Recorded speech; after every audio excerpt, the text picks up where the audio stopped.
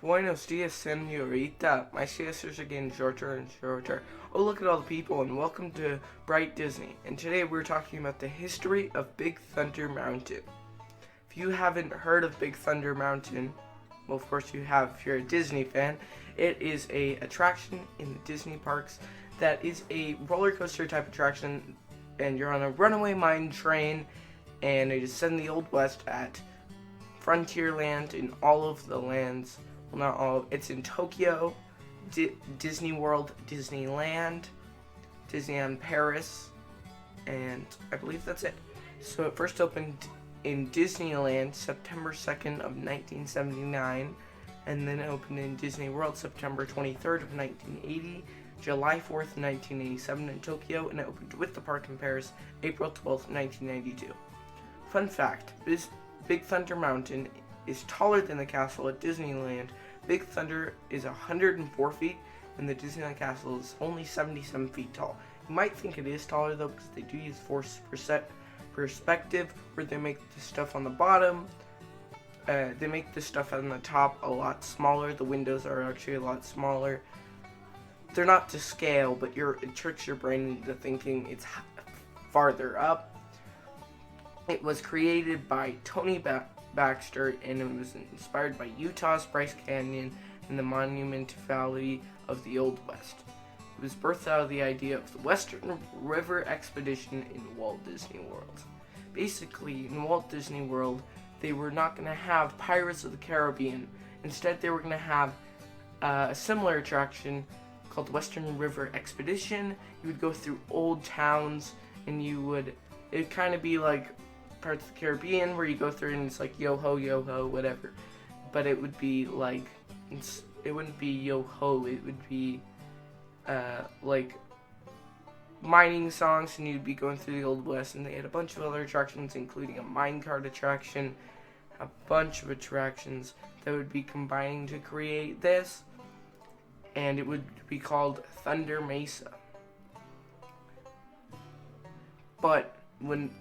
And it was supposed to be built a little bit after Disney World opened. But when Disney World opened, people had heard of the new Pirates of the Caribbean attraction that everyone was raving about.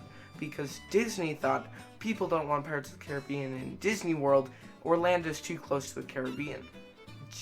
But they were like, okay, we still want... But everyone was like, we still want Pirates of the Caribbean.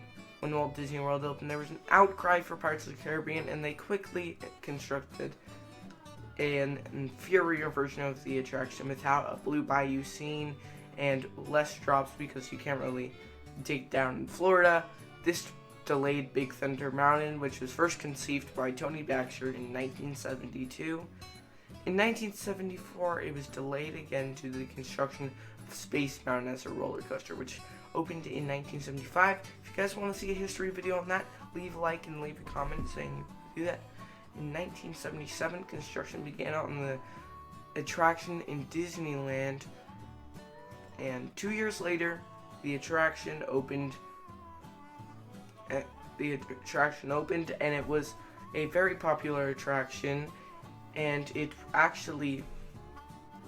was built on the land that Mine Train Through Nature's Wonderland was built on.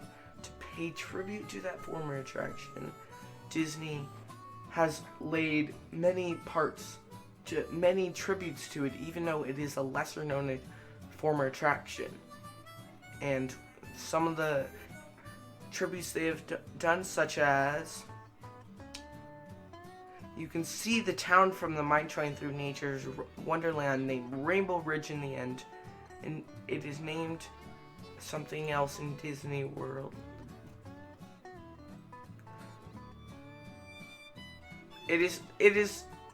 So each place has a different thing. In Disneyland, it's an earthquake. In Orlando, I think it's I think it's floods. Yeah, floods. But anyway, Disneyland Paris sort of brought back the idea of Thunder Mesa a whole 20 years later from when the idea was first conceived. Instead of having a Tom Sawyer Island or a Pirate's Lair, they have a Big Thunder Mountain Island, which is just amazing. I love the fact Frontierland in Disneyland Paris is the land I really want to visit because of just the connection of it all. It feels similar to Galaxy's Edge in a way. It also sits near Phantom Manor, which Phantom Manor I'll do another video, might do another video on, which has just amazing story. Love it. It has had minor updates in Disneyland, including the end explosion scene, which has smoke and flames and water, and I really like that. I believe it uses projection mapping similar to Mara from the Indiana Jones Adventure, which we previously discussed. You can go check out my video on the history of Indiana Jones Adventure. And 1 year later, after Disneyland opened, it opened in Disney World, and then you just have, it was basically the same in the first three, and then as I said, in Paris, opened April 12th, 1992. Thank you guys for watching. I know this one was, I don't know, if but it took me a while to upload this video, I know, and you can expect videos from me at least once a week from now on, and that is every Friday I will be uploading a video, and then sometimes if I upload another video, it will probably be on Mondays. And thank you guys for watching.